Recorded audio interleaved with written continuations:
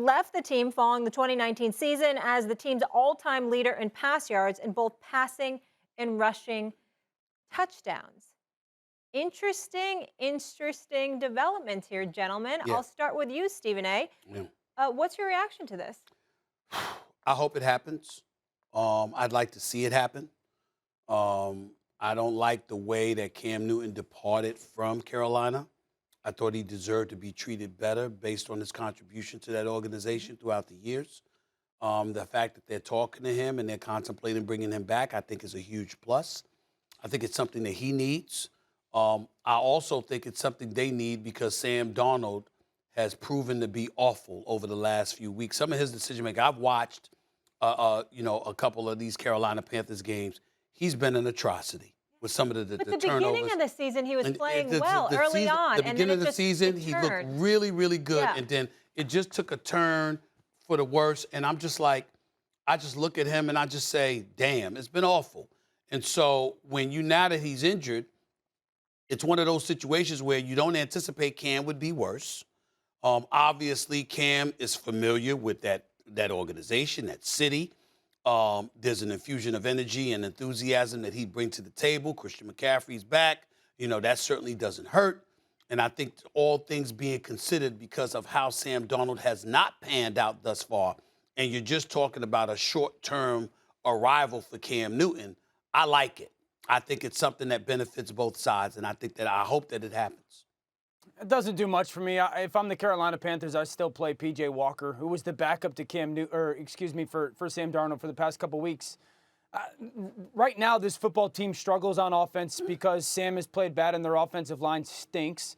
So I'm not expecting Cam Newton to come in, who hasn't played good football consistently in 3 years, to be the savior. P.J. Walker is a guy that's intriguing to that organization. He's had moments in this league where he's done some stuff that has at least allowed you or forced you to pay attention.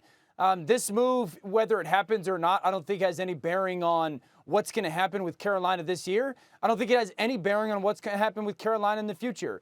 Carolina, because of the way Sam Darnold has played in the last month, is going to go big game quarterback hunting in the future. And I don't know if it's going to be Russell Wilson or Tua if he's no longer a part of Miami or going somewhere in the draft. But Cam Newton is not going to solve the issues for Carolina's offense right now. He's not going to solve the issues for Carolina's offense and organization in the future. It's a great story. He's obviously meant a ton to that organization. But they also signed Matt Barkley 2 days ago before they met with Cam Newton. So if they were having these tests in regards to Sam Darnold's shoulder, and they knew that there was the potential that something was going to happen, why would you go and sign Matt Barkley off the practice squad from the Tennessee Titans before you ever decided to sit down with Cam Newton? Doesn't make any sense. So who's going to be the It doesn't starter? make any sense. I don't know the answer to that question, but I do know this. You're 4-5. After starting off the season 3-0, you've lost 5 of the last 6. You've had a quarterback in Sam Darnold who's been god-awful, 7 touchdowns, 11 interceptions, not even completing 59% of his passes. And if nothing else, Cam Newton has shown you at the very least he's athletic and he can still run with the football. You've got guys in DJ Moore, Robbie Anderson, and those guys who can catch the football. Christian McCaffrey's back. You can run the football a little bit with Hubbard. Try anyway. He's averaging about 3.5 yards a carry. All I'm trying to say is that if you have somebody that can minimize the turnovers, combine that with the fact that you're talking about him and the cachet that he brings to the table is something that could excite the local fan base, since it's clear that you ain't going to win but so many games. Doing that for the rest of the season, Dan Orlovsky, I don't see a problem in that at all. No, I don't have any problem with them meeting, but minimize the turnovers. I'm talking about bringing them on, not meeting And starting? Well, I didn't say starting. That remains to be seen. But I'm saying bringing them on the squad, see what happens. Yeah, I'm okay with that. But my point is this. We haven't seen him play consistently good football in 3 years. The last time he did play, he had more turnovers than touchdowns. If he brings them on their team, they got 8 games left. It's not like he's going to learn this. Well, hold on for a second. Hold on. Let me ask you this question. Sorry for interjecting, but I need to ask you this. I'm not debating with it. I'm going to ask you this question because it's important that people hear your analysis on this one.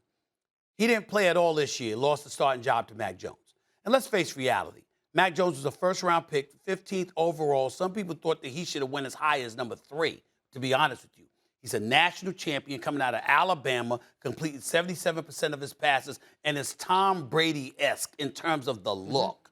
And that's why you got the New England Patriots utilizing him the way they used to utilize Tom Brady when Tom Brady was young in his career there. We get all of that. So it's a given that he was going to be the starting quarterback anyway, and it ended up they just started off the season. They said, why wait? And it also didn't help at the time that Cam Newton was unvaccinated and as a result had to miss time, which made him get deemed unreliable. Well, he's vaccinated now, so you don't have that concern. And as a result, now here we are. Last year was COVID. So a lot of people said COVID was in the way of him and his struggles because it took him out some games. He wasn't healthy a lot of times, et cetera, et cetera. So he had COVID last year, didn't play this year. Outside of that, he was playing good football until he got injured. He started off the season solid last year, specifically as a runner. I'm even talking about before that. Before COVID ever came to play. Because, last year was about against COVID. Seattle. Yeah, he had one good game against Seattle. Right. The year before, he was coming off the shoulder injury. Right. So I get it. Like, there was moments last year. Again, Seattle was the best passing moment. But my philosophy is this, or my thought is this. If they were really interested in bringing in Cam Newton and the potential to be their starter, why would this not have happened sooner? It's Thursday. They've known that Sam's shoulder was going to be an issue since Sunday. They went and signed Matt Barkley. And I will remain adamant. If I was the Panthers, I would play P.J. Walker because there's a little bit of unknown of who and what P.J. Walker is.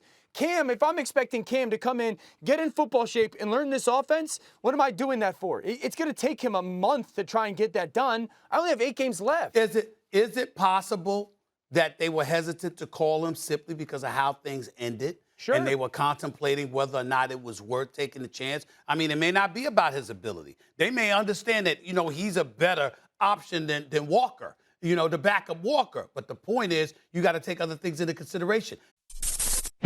Thanks for watching ESPN on YouTube. For live streaming, sports, and premium content, subscribe to ESPN+.